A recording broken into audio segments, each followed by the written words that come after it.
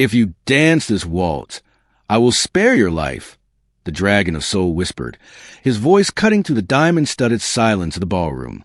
A wave of cruel, rhythmic laughter erupted from the masked elite of Korean underworld. But as the black maid took her first trembling step, the silence that followed didn't just haunt the room. It avenged a century of stolen dignity. The Seoul estate sat atop Namsan Mountain like a golden fortress, its architecture a fusion of ancient tradition and blood-soaked modern wealth. Inside, 500 guests dressed in silk that cost more than a common man's life sipped vintage soju, their mockery echoing off the obsidian pillars.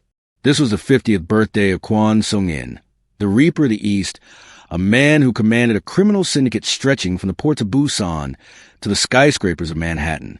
His face was a mask of cold perfection, save for a single jagged line across his knuckles, a reminder that he broke things for a living. His eyes, dark as an eclipse, were fixed on the woman in the center of the floor. But amidst that glittering cruelty stood Zuri Blackwell.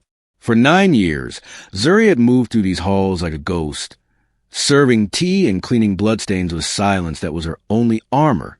She had learned that survival meant being a shadow, never meeting a gaze, never speaking, never existing.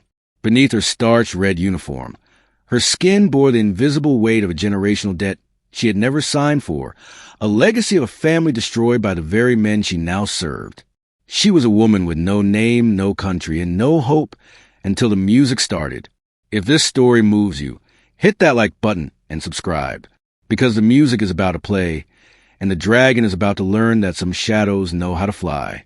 The golden light of the Seoul estate never reached the sub-basement, where Zuri Blackwell began her days. While the rest of Seoul slept under a blanket of neon and ambition, Zuri was already awake, her movements as rhythmic and mechanical as the industrial washers humming in the laundry room.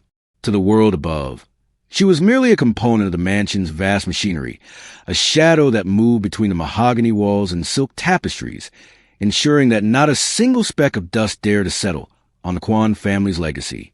She moved through the corridors with her head bowed, a practice she had perfected over 9 years of survival. In this house, to be seen was to be endangered. Her uniform, a deep red that matched the wine the guests spilled with such careless frequency, felt like a second skin or perhaps a shroud. Every morning, as she polished the silver trays until they reflected her own tired, dark eyes, she was reminded of the invisible chains that bound her to this mountain. The debt was a ghost that haunted every breath she took.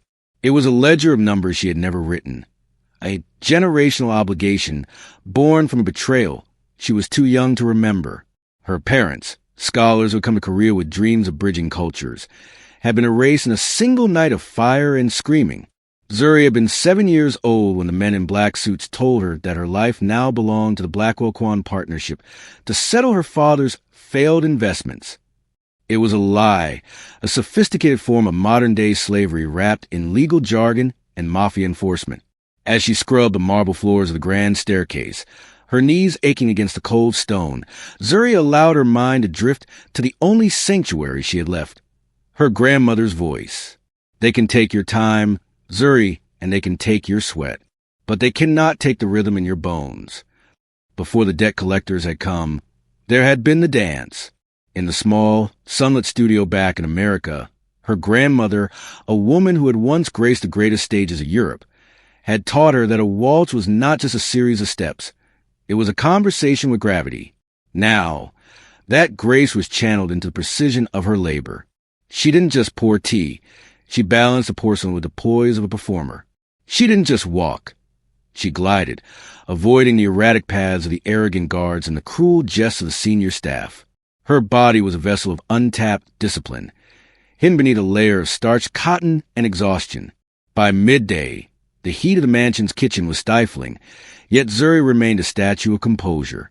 She watched from the periphery as the house prepared for the boss's milestone birthday. The tension in the air was thick, a precursor to the storm. She felt the weight of the Reaper's presence long before she saw him. Kwon Seong-In was a man whose shadow seemed to freeze the very air. As she prepared the silver tray for the evening's gala, she caught a glimpse of her own hands, callous from work, but steady. She didn't know yet that the waltz her grandmother taught her was about to become her only weapon. For 9 years, she had been a silent observer of the Blackwell ruin. Tonight, she was simply the girl in the red dress, waiting for music to begin, unaware that the ghost of her debt was finally about to meet the rhythm of her revenge. The evening of the 50th birthday gala arrived with a predatory splendor that made the very air in the Seoul estate feel sharp. Thousands of lilies, white as bone, lined the ballroom, their scent cloying and heavy, mixing with the metallic tang of expensive colognes and the underlying scent of gunpowder that always followed the men of the syndicate. Zuri moved through the crowd like a crimson specter, her silver tray laden with crystal flutes of vintage champagne. She kept her gaze fixed on the polished floor, navigating the sea of tuxedos and designer gowns with the practiced ease of a woman who has spent a decade perfecting the art of being nothing. Near the center of the hall, the atmosphere was particularly toxic. Kwon Seong-In sat in his velvet-backed chair, surrounded by his inner circle, men who measured their worth in the bodies they had buried. Among them was Director Han, a man whose wealth was matched only by his legendary pettiness. He was holding court, regaling the group with a story of a recent business acquisition that had left a rival family destitute. As Zuri approached to refresh their drinks, she felt the temperature of the room shift. The laughter grew louder, more jagged. She reached for Director Han's empty glass with a hand that remained steady despite the instinct screaming in her gut to run. Just as her fingers grazed the crystal, Han's foot shot out, a calculated, lightning-fast movement disguised as a casual shift in posture. The tip of his leather shoe caught Zuri's ankle with bruising force. The world seemed to tilt into slow motion. The tray slipped, the heavy crystal glasses sliding toward the edge like a collapsing line of dominoes. With a sickening crash, 3 glasses shattered against the marble, sending a spray of golden liquid and jagged shards across the hem of the socialite's gown and directly onto Director Han's pristine trousers. The music didn't stop, but the conversation did. The silence that rushed in was deafening, a vacuum that sucked the oxygen out of the room. Zuri was on her knees in an instant, her hands moving instinctively toward the broken glass, her heart hammering against her ribs like a trapped bird. "You clumsy, pathetic animal," Han hissed, his face contorting into a mask of theatrical outrage. He stood up, shaking the wine from his leg, and looked toward Seoul, who hadn't moved. The boss remained reclined, his dark eyes tracking the spill with the detached curiosity of a scientist watching a specimen under a microscope. "My apologies, Director," Zuri whispered, her voice a low tremor. "It was an accident." "An accident?" Han laughed, a sound like dry leaves. He grabbed Zuri by the chin, forcing her head up so the entire room could see the smudge of soot on her cheek and the quiet defiance he mistook for fear. "You've stained more than my suit, girl. You've stained the boss's celebration." He turned to Seoul, his eyes gleaming with a sadistic spark. "She's been a silent ghost in this house for too long. Seoul, perhaps it's time she provided us with a different kind of service. Look at her, standing there like she's worth the floor she's bleeding on." Seoul finally leaned forward, the light of the baccarat chandeliers catching the cold edge of his smile. He didn't look at Han. His gaze was locked on Zuri, who stood amidst the wreckage of the glass, a single drop of blood blooming on her thumb. The trap had been set, and as the guest began to point and whisper, Zuri realized that her 9 years of invisibility had just come to a violent, glittering end. The silence following the crash was not one of sympathy. It was the predatory hush of a coliseum. Zuri stood amidst the sparkling wreckage of the crystal flutes, the wine staining the hem of her red uniform like a spreading wound. Above her, the masked elite of Seoul's underworld leaned in, their porcelain and silk disguised as catching the light of the grand chandeliers. To them, she was not a woman. She was a prop for a bored director, a convenient target for the cruelty that inevitably bloomed in the hearts of the untouchable. Director Han gestured broadly to the room, his voice dripping with mock theatricality. "Look at her," he sneered, his finger inches from Zuri's face. "The girl who thinks she can hide in the shadows of the Kwon estate. She has ruined the toast of the century with her clumsiness. A stain on the floor, a stain on our evening." From his velvet throne, Kwon Seong-In didn't blink. He watched the scene with a terrifying stillness, his fingers tapping a slow, rhythmic beat on the armrest. Then, with a flick of his wrist that sent a chill through the hall, he signaled the orchestra. The evening is far from ruined, Han, the boss murmured, his voice low and vibrating with a dangerous edge. In fact, it has just become interesting. Since the girl has such trouble standing on her own 2 feet, perhaps we should see how she moves to melody. The first notes of a haunting, minor key waltz began to bleed into the room. It was a cold, sharp sound, the kind of music meant for ivory towers and iron hearts. As the violin's cry ascended, the guests began to point. A woman in a feathered mask giggled behind a lace fan, her eyes gleaming with the thrill of a public execution. A group of young lieutenants in sharp suits began to whistle, the sound a jagged mockery of the classical tune. "Dance, little bird." A voice called out from the darkness of the crowd. "Show us how a maid begs for her life." Zuri felt the heat of their derision like a physical flame. The laughter rose in waves, a cacophony of barking voices and clinking jewelry that threatened to drown out the orchestra. They expected her to stumble. They expected her to weep and trip over her own heavy, work-worn shoes. She saw the cameras on their phones rising like the heads of cobras, ready to capture her humiliation for the digital world to consume. In the center of that circle of vultures, Zuri closed her eyes for a split second. The mocking laughter of the elite began to blur into a dull hum, replaced by the memory of a dusty wooden floor and her grandmother's steady, counting voice. 1, 2, 3. 1, 2, 3. She felt the familiar pull of the rhythm in her heels, a ghost of the discipline that had been buried under 9 years of servitude. She took a single step back from the broken glass, her spine straightening with a sudden, startling rigidity. The guests didn't notice the change at first. They were too busy laughing. They didn't see the way her chin rose or how her fingers curled into the precise, elegant arc of a performer. They only saw a maid in a stained dress. But as Zuri's feet found the first beat of the waltz, the laughter in the room began to falter, one voice at a time, like candles being snuffed out by a rising wind. The mockery was a physical weight, a thick sludge of derision that filled the grand ballroom, but as the violin's melody deepened into a haunting, sweeping cadence, Zuri felt a different power stir within her. It was a muscle memory more profound than the ache in her knees from years of scrubbing floors. For a decade, she had made herself small, curving her shoulders and lowering her head to survive the Kwon household. Now, she did the one thing no one in the room expected.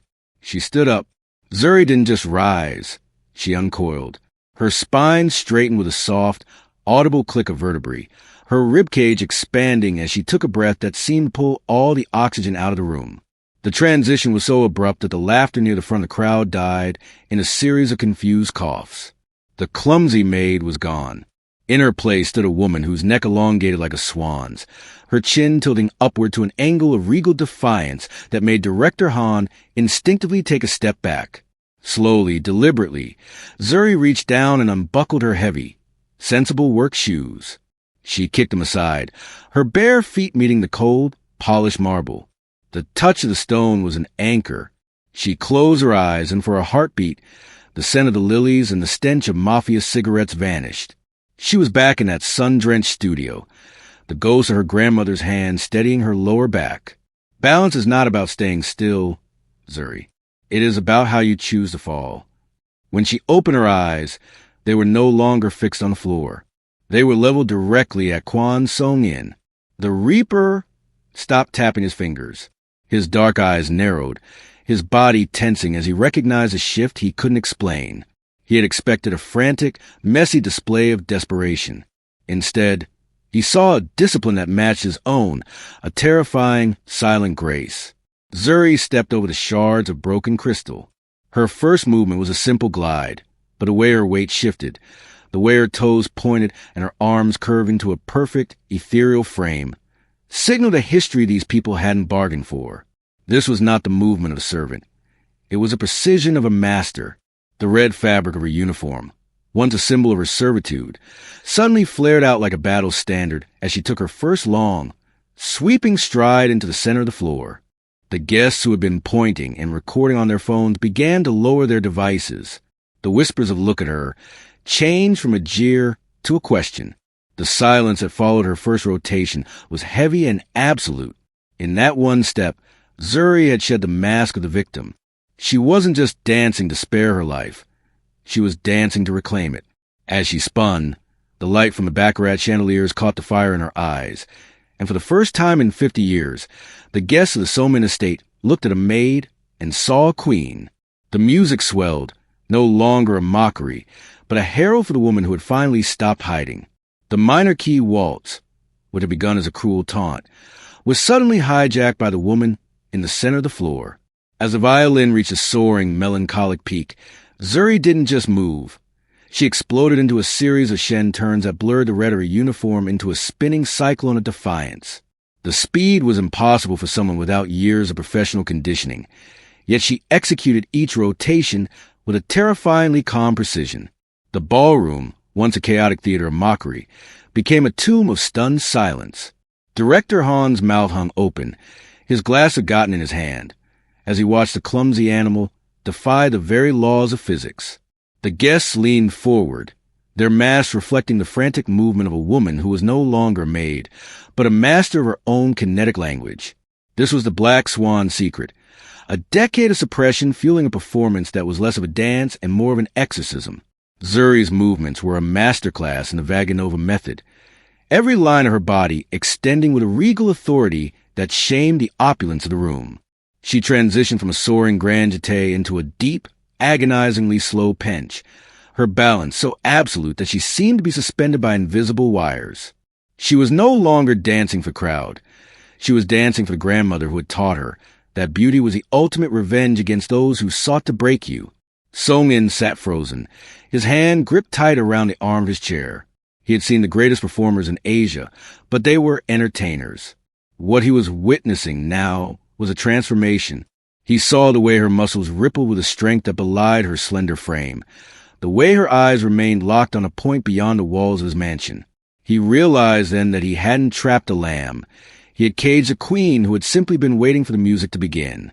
As the waltz reached its final, thundering crescendo, Zuri executed a series of flawless fouettes, each one faster than the last, her apron snapping against the air like a whip.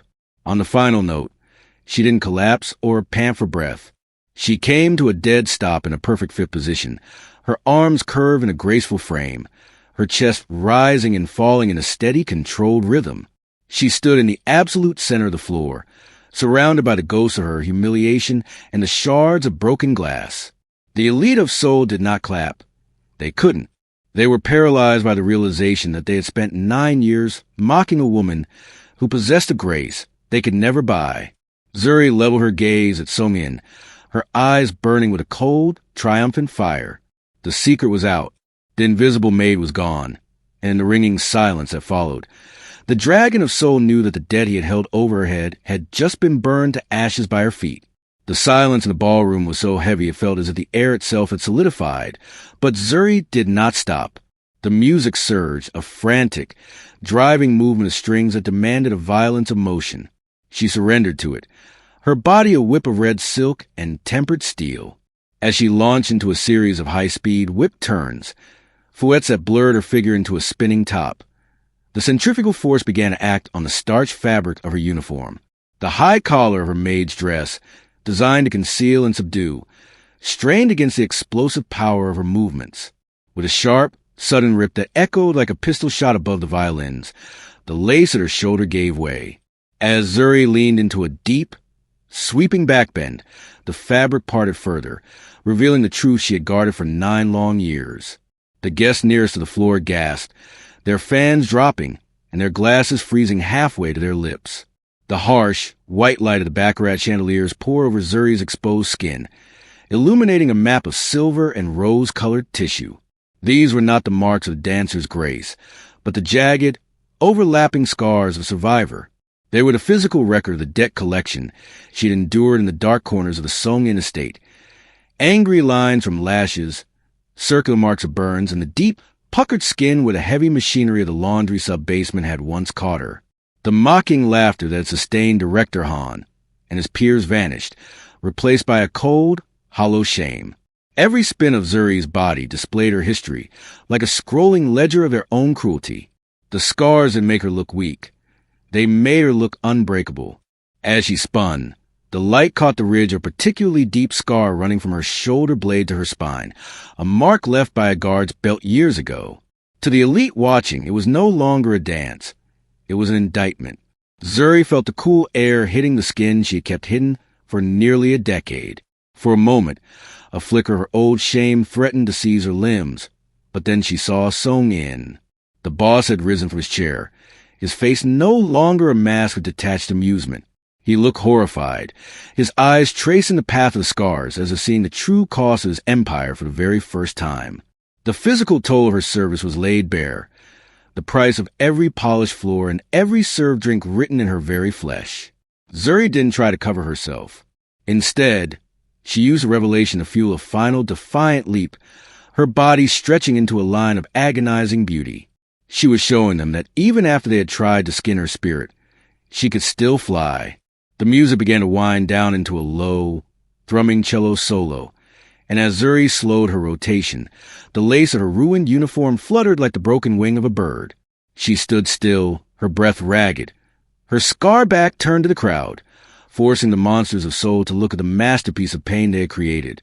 The music faded into a low, vibrating hum of strings, leaving Zuri standing in the center of the ballroom like a statue carved from grief and fire.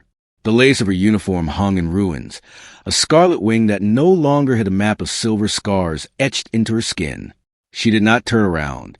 She did not reach for the fabric to cover herself.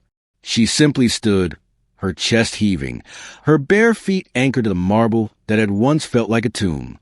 Kwon Seong-In did not realize he had stood up until the cool air of the ballroom hit his face. For 50 years, he had been a man of iron and obsidian, a king who looked at people as either tools to be used or obstacles to be crushed. He had seen Zuri every day for 9 years, yet as he stared at the jagged marks on her back, marks he realized with a sickening jolt had been paid for by his own prosperity, he felt a crack form in the armor of his soul. He moved toward her. It was a slow, hypnotic gait that caused the guest to part like a retreating tide.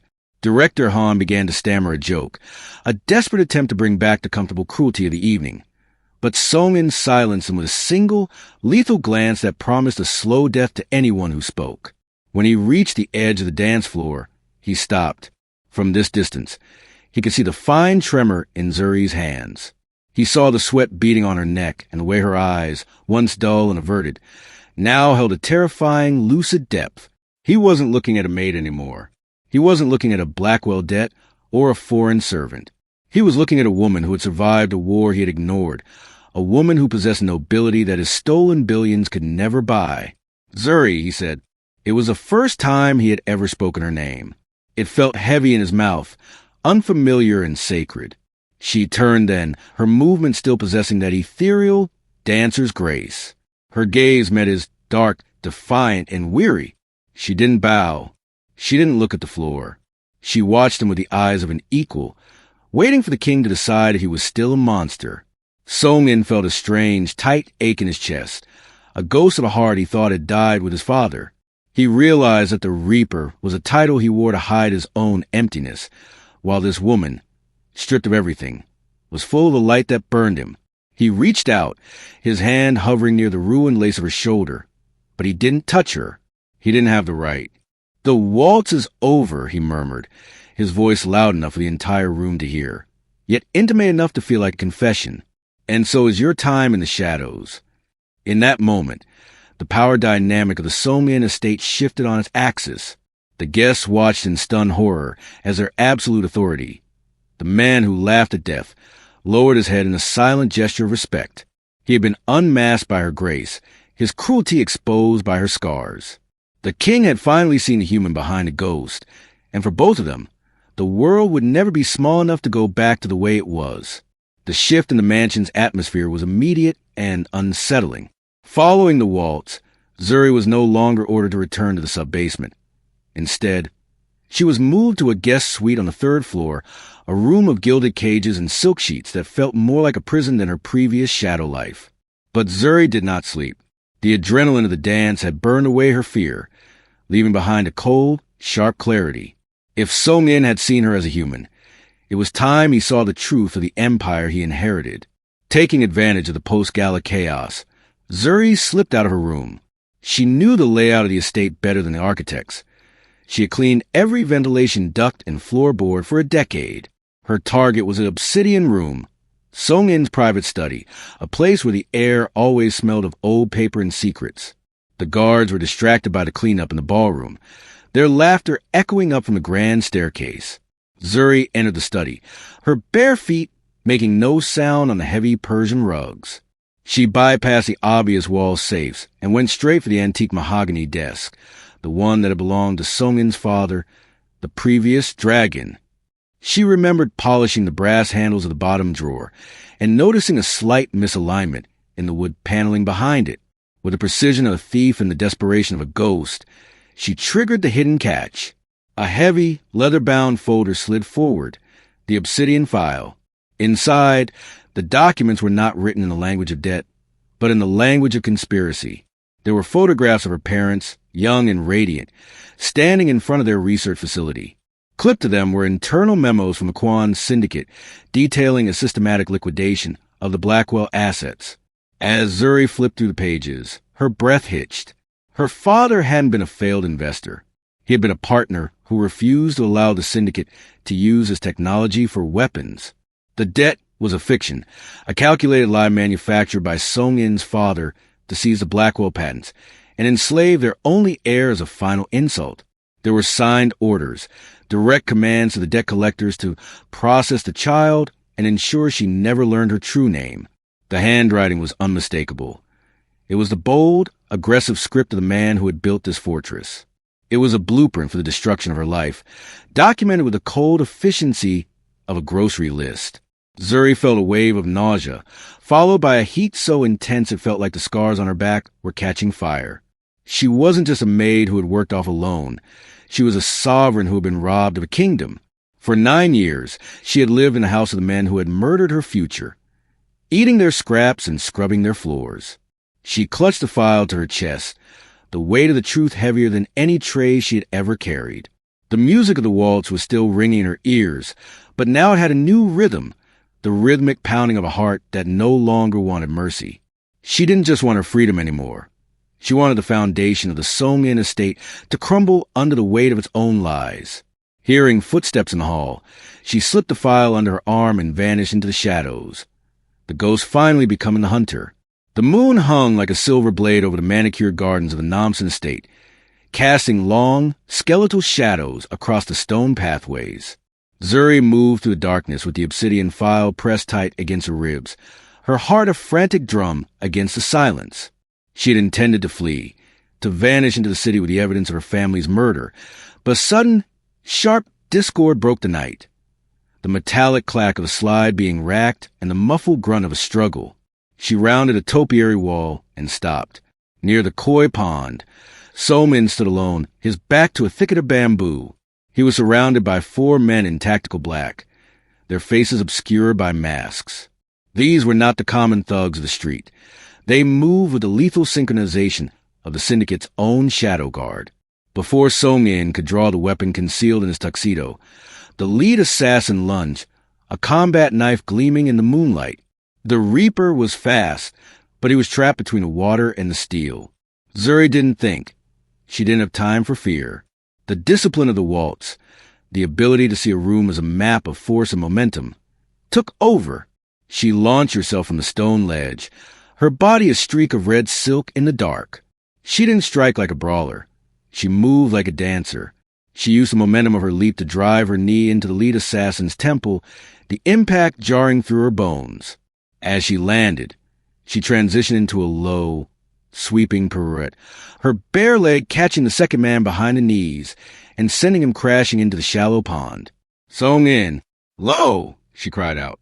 The boss reacted instinctively, dropping to one knee just as the third assassin fired. The bullet whistled through the space where his chest had been a second before. Zuri did not stop. She used a stone lantern as a pivot point, swinging her body in a breathtaking arc that defied gravity, her heels connecting with the gunman's jaw. The garden, once a place of meditation, was now a blur of violence and grace. Zuri moved through the chaos with a terrifying agility, her starched apron fluttering like a battle flag. She was a ghost they couldn't catch, a rhythmic force that anticipated their every move. She disarmed the final attacker with a wrist lock learned from years of handling heavy machinery, the weapon clattering onto the gravel, as the remaining assassins retreated into shadows of the estate. Seong-In stood up, his breathing ragged, his hand still hovering over his heart. He looked at the fallen man, then at Zuri, who stood in the center of the path, her ruined dress stained with garden soil and the obsidian file still clutched in her hand. For the second time that night, the dragon of Seoul was speechless. He had been saved not by his guards, but by the woman he'd spent a decade trying to erase. Zuri's eyes were cold, her posture still locked in the rigid perfection of a performer. She didn't look like a savior. She looked like a judge. She walked toward him, the weight of the files and the blood on the grass, marking the end of his world and the beginning of hers. The debt wasn't just paid. The ledger was being rewritten in the dirt of his own garden. The adrenaline from the garden skirmish had barely cooled when the sound of slow, mocking applause drifted from the shadows of the estate's corridor. Seong-In was still catching his breath, his eyes fixed on a file in Zuri's hand, when Director Han stepped into the light. He wasn't the trembling coward from the ballroom anymore. He held a suppressed pistol with the casual familiarity of a man who had already decided the ending of the story. Behind him, more of the black-clad shadow guards emerged, their weapons leveled not at Zuri, but at the boss himself. A touching performance, really, Han sneered, his gaze flicking between Seong-In's shocked expression and Zuri's defensive posture. The dragon of Seoul saved by the very ghost he's been haunting. It's almost poetic enough for one of your father's old operas. Seong-In's voice was a low growl, vibrating with betrayal that cut deeper than any blade. Han, you orchestrated this? You sent men to my own garden to murder me? I sent them to finish a job that should have been done 30 years ago, Han replied, his face twisting into a mass of pure, unadulterated hatred. He didn't look at Seong-In as he spoke. He looked at Zuri, his eyes burning with a loathing that seemed to predate her very birth. Everyone thinks the Blackwells were a debt to be collected, a business transaction. But I remember the truth. I remember when your father, Zuri, looked at me, the son of a lowly driver, and told me I lacked a character to be a partner in his glorious vision. Zuri felt a chill that had nothing to do with the night air. The obsidian file felt heavy in her arms, a physical weight of evidence. Han stepped closer, the barrel of his gun steady. Your family were elitist crusaders, Zuri. They thought they could use the syndicate's money to build their better world, and then keep their hands clean. Your father treated me like a servant, so I convinced Seong-In's father to kill him. I was the one who drafted the fake debt contracts. I was the one who made sure you weren't killed with them, but kept here, under my thumb, cleaning my floors, so I could watch the great Blackwell legacy rot in a maid's uniform. Seong-In took a step forward, his face a mask of cold fury. You used my father. You used me to satisfy a grudge against a dead man. I used you to build an empire, Han shouted, the composure finally cracking. And now, I'm going to use your death to take it. The syndicate doesn't need a king who bows to a servant. They need a man who knows that power is taken, not inherited. The air in the hallway became electric with the coming violence. Zuri realized with a sickening clarity that Han's hatred was the true engine of her suffering. Seong-In had been an indifferent jailer, but Han was the architect of the cage. As the guards moved to close the circle, Zuri tightened her grip on the file. She had spent 9 years being the victim of this man's unseen malice. But as she met Han's eyes, she didn't see a master. She saw a serpent who had mistaken her silence for weakness. The music of the waltz was gone, replaced by the roar of blood in her ears.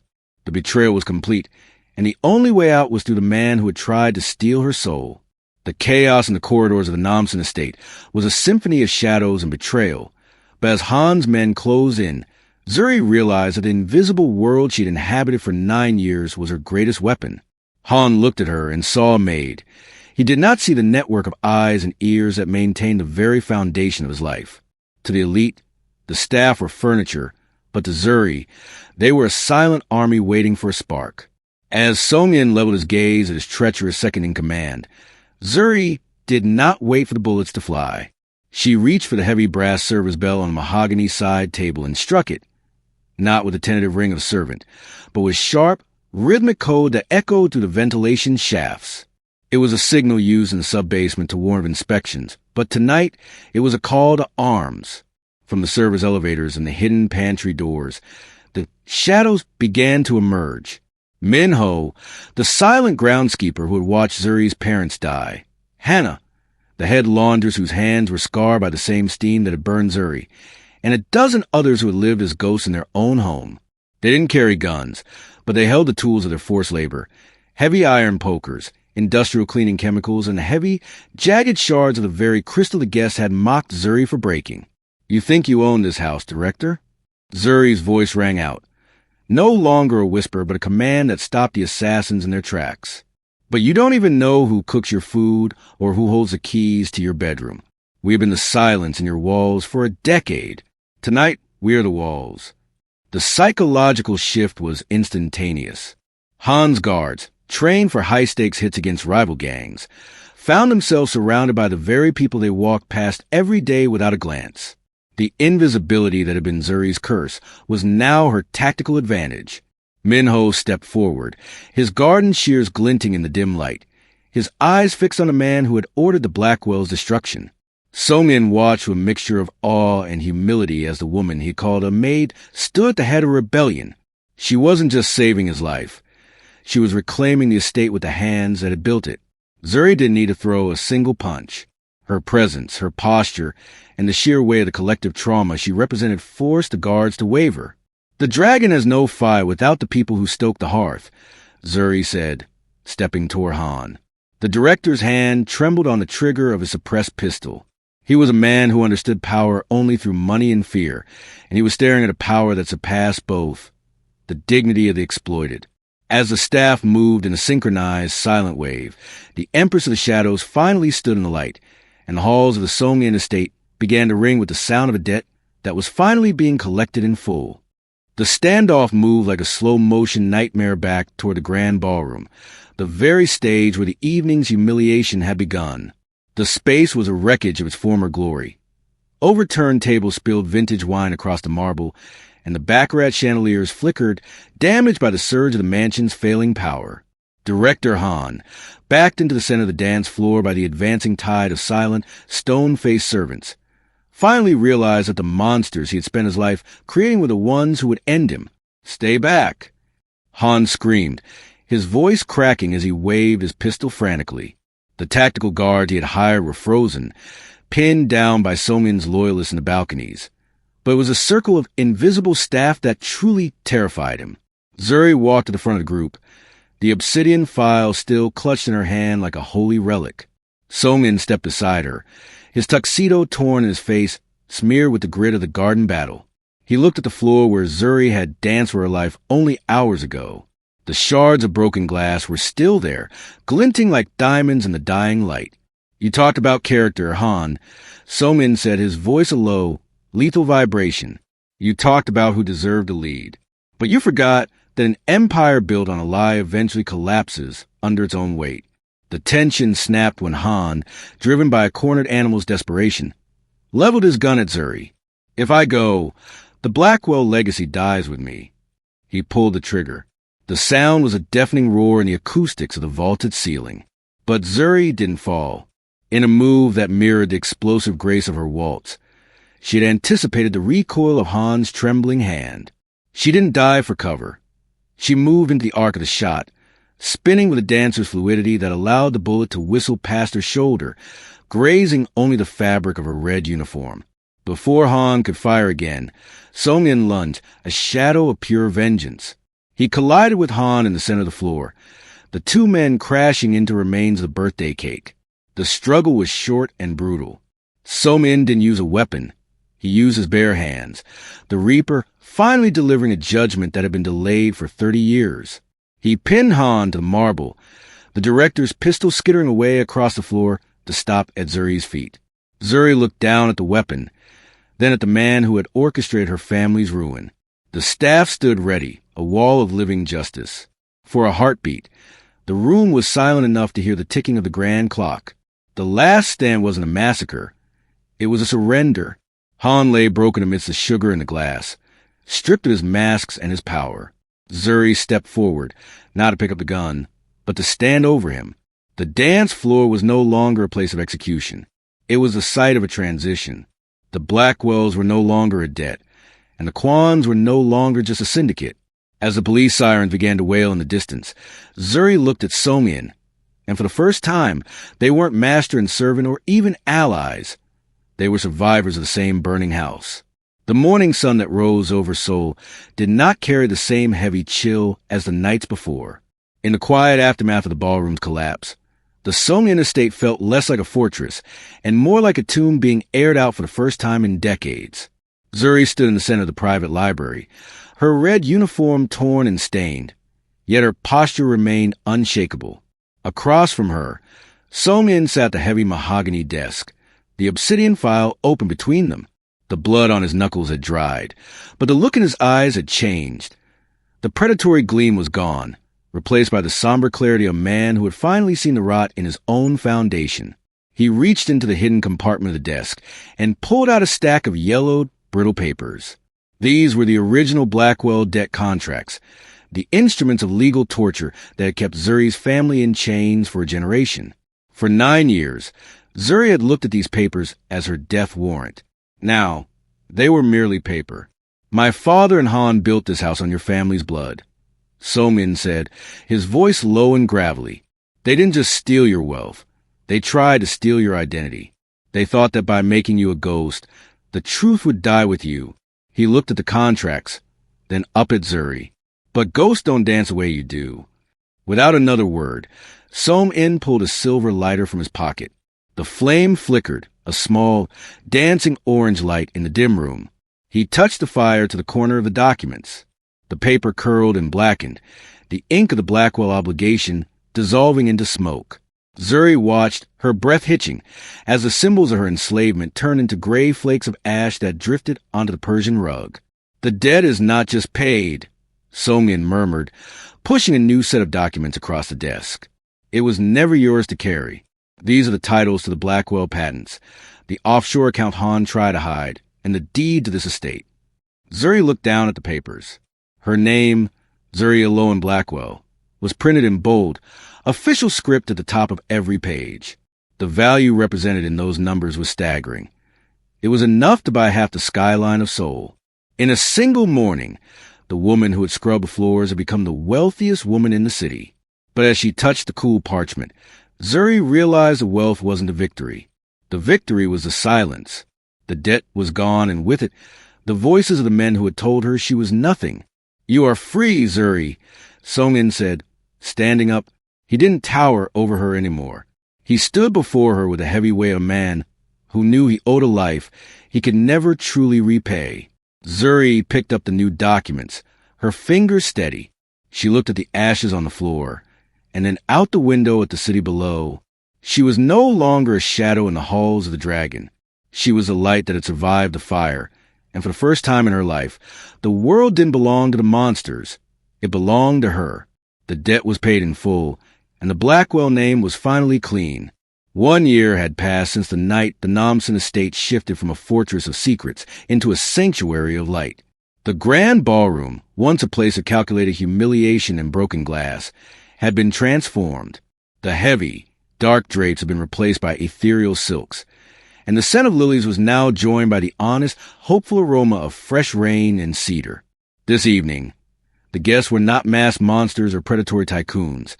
They were the students of the Blackwell Seong-In Foundation, young artists, survivors, and dreamers who had been given a chance that Zuri was once denied. Zuri Blackwell stood at the top of the marble staircase, looking down at the room that had nearly claimed her soul. She was no longer wearing the starched red of a servant. Her gown was a masterpiece of midnight lace and gold, the back designed with deliberate, elegant plunge that did not hide her scars. They remained as silver lines of history, no longer marks of shame, but the medals of a woman who had fought a war and won. She moved with the same quiet grace, but her chin was held high, her eyes reflecting the brilliance of the chandeliers above. At the bottom of the stairs stood Kwon Seong-In. He had dismantled the criminal syndicate, turning the blood money into a legacy of restitution. The hard, jagged edges of his face had softened. though the intensity in his gaze remained unchanged. He was no longer the reaper of Seoul. He was a man who had spent the last 12 months learning the rhythm of a different kind of life. He waited for her with a patience that was a testament to his transformation.